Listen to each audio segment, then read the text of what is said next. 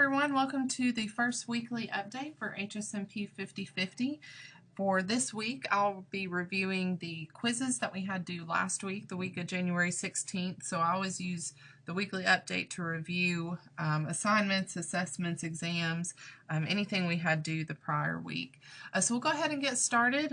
So we'll be reviewing over Chapter 1 and 2 quizzes that you had due last Sunday, January 21st. So we'll go ahead and review through those. And before I get started, I just want to make sure you're aware that your quizzes are available for you to go back in and review the Monday after they're due. So these quizzes, Chapter 1 and 2, open back up for you on Monday, yesterday, the 22nd at 8 a.m. for you to go back in, review, see which questions you got right, which questions you missed. If you have any questions that you missed, and you want some more detail about those, please feel free to email me, call me, stop by, let me know. You will have to log back in through Lockdown Browser to access the quiz. So log back in just as you would if you were going to take the quiz. Navigate over to the Evaluation tab, click on Assessments, and then click on Attempt 1, and it should take you right to review your quiz. If you're unable to access your quizzes for review, please let me know, or you might want to go ahead and call the Office of Information Technology at 423-439-4648. So we'll go ahead and get started with Chapter 1, quiz. Now, what I do for the quizzes is each Monday I sit down and review any assessments that you had due, and I look to see if the majority of the class missed a question, more than half the class missed a particular question, and if they did, I go back through, review that question, see if there's any room for confusion, misinterpretation, things of that nature, and if there are, I go through and consider throwing that question out. And it just happens to be the case for quiz Chapter 1. I had 2 questions that a large proportion of the class missed, so I will be throwing these 2 questions out. I had 2 questions in Chapter 2. I'm not going to throw these out, but just wanted to make sure to review over them because I had a couple people miss those. The first question that I will be throwing out for Chapter 1, you may or may not have had this question depending on what D2L decided to give you. But it was a true or false question. An investor-owned business obtains revenues by selling goods or services while not-for-profit has a fixed budget. That was in fact false. If you review back through pages, I believe it's 17 and 18 in your text. Yes, 17 and 18 in the text. You'll see the differences between investor-owned and non-for-profit corporations. So if you'll go back and review through those pages, you'll be able to see the differences and how they compare and contrast. But like I said, I will be throwing that question out. So if you did have that one, you should see your quiz grade change sometime today because I will be going through and making those adjustments. The second question that I'll be throwing out for Chapter 1 is which of the following characteristics of health service industry warrant a specific focus on healthcare finance? And that was A and B are the correct answer for that one, so you'll want to choose answer number 4. Again, that's all contained in Chapter 1, so if you want to go back and review, if you have any questions, let me know, but I will be throwing these 2 questions out, so if you did have these 2, look for your quiz grade for Chapter 1 to change. Now for Quiz 2, again, I'm not going to be throwing these out. I was really pleased overall with the performance on quizzes 1 and 2. You guys did a great job on these chapters. For these 2 questions in particular, I just had a few people miss them, so I wanted to go through, felt it warranted going through and explaining these. But I will not be throwing these out, so your grades for Quiz 2 are going to stand as is, and your grades for Quiz 1 may change depending on if you had that particular question. Now the first one I wanted to go over for Chapter 2 is the concept of bundled payments.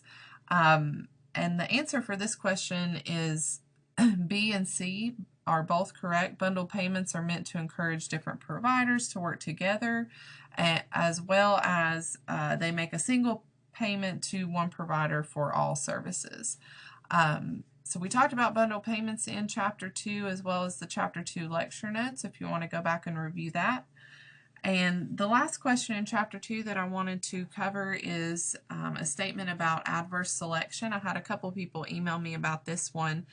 This was actually covered in, I believe it was slide 6 of your Chapter 2 lecture notes, but it is all of the above are correct. So adverse means those with more health, with greater health risks are likely to purchase more insurance or purchase insurance in general.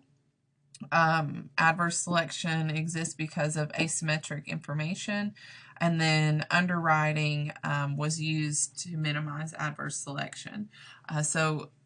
Underwriting is covered on on slide 6 in the Chapter 2 lecture notes, and I believe adverse selection and asymmetric information is covered in slide 7 of those same notes if you want to go back and review those. Now we'll jump back into D2L just one second. There's a couple things that I wanted to point out that's changed if you've been on the site within the past couple hours. The first one that I want to make sure you're aware of is our only extra credit opportunity for the semester. I know I've had a couple people email in about that. We have one extra credit offering for this semester that this course participates in, and that's our Breakfast with the Experts series.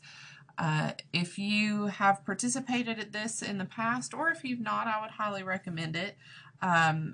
This is something put on by our department, the Department of Health Service Management and Policy.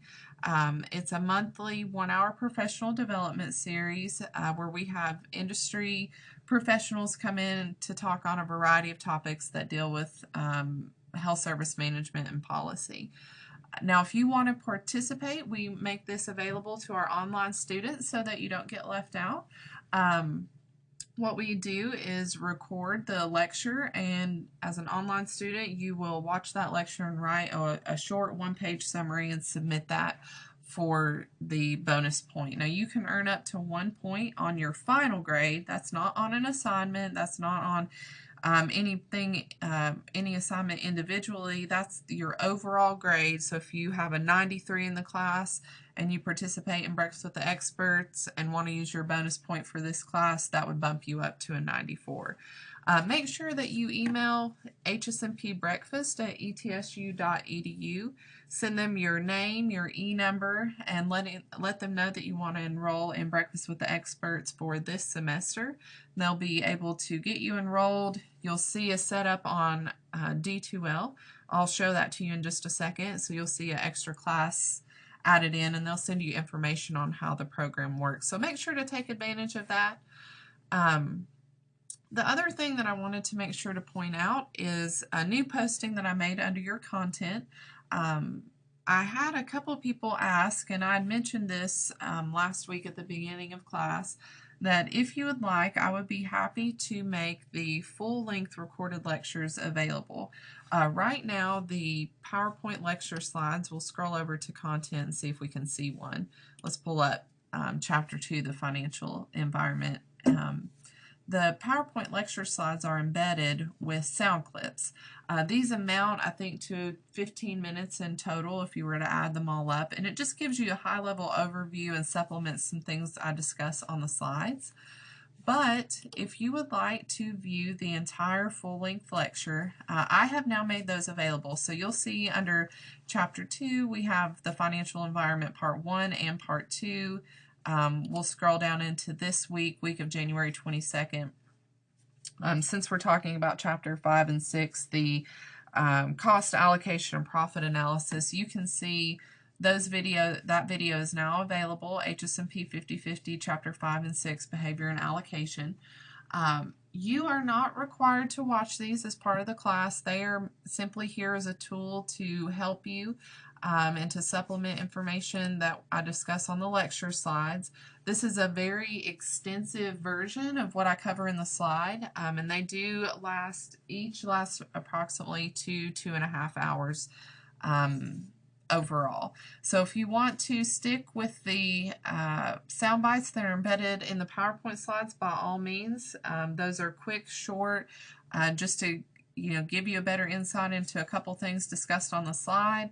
And here are the full-length recordings that come from the class lectures from the on-ground class, and I've again made those available should you wish to view those. Each one will have a recording to go with it. Now some may share recordings, so you might see, I'm trying to find a good example here. Here's one, time value analysis. Some chapters may share recordings between them, so you'll have Chapter 3, Income Statement, Chapter 4, Balance Sheet, and Statement of Cash Flows. If you have any questions regarding those or accessing those, just let me know. I'm here to help you guys. I'm here to help you understand the material. So if you're having any issues at all, please do not hesitate to contact me, and I'll be more than happy to do what I can to make sure that this class operates as smoothly as possible. So let's look to this week, some things we have coming due. Again, we're talking about Chapter 5 and 6, Organizational Cost and Profit Analysis, and then Departmental Costing and Cost Allocation. So make sure you're reading over Chapters 5 and 6 this week. Just as with last week, you have an associated quiz due. So you'll have Chapter 5 and 6 quiz due this week. They're fairly short, just like the last one, about 10 questions each. And you'll have till Sunday, January 28th at 11:59 p.m. to do those. Those quizzes opened yesterday morning rather at 8 a.m. And again, they'll be open through Sunday at 11:59. You have an additional assignment due this week, and that is your Homework 1 assignment. So we'll scroll to Assignments, and you can go to the Homework tab. And here's a video that goes over the homework assignments a little bit more in depth and detail. Here is Chapter 1 homework, and that will be due to the Chapter 1 homework Dropbox by this Sunday, January 28th at 11:59 p.m. That's also linked up in your Week 2 module. If you'll go to Week 2, scroll down to Assignments due this week, you can see you have your Chapter 5 quiz, Chapter 6 quiz, and your homework assignment number 1. Now, I will put this advice out there for you. These homework assignments, they may sound deceiving when I call them homework assignments, but they can be very extensive. I would not wait until the last minute to work on these because you will run out of time. My best advice would be to maybe work on it a little bit every day, maybe 10-15 minutes spent working on just one section of the homework assignment or one of the problems contained in the homework assignment. So we can see, let's scroll back up to homework, to assignments, homework, and homework 1. So you can see for homework 1, it's actually problems out of Chapter 5 and problems out of Chapter 6. So maybe you could spend, one day working on 5.3, another day working on 5.4, another day working on 5.5, so on, so on. That way everything's not piling up on you at the end. Again, if you have any questions about this, feel free to let me know. The last thing I want to think is somebody sitting out there so frustrated that they're not understanding the material or they're just not able to grasp one of the concepts. Please reach out to me and let me know. That's what I'm here for. Guys, I hope you have a great week. Good luck on your homework this week and good luck on your quizzes, and we'll look forward to next week for the next weekly update.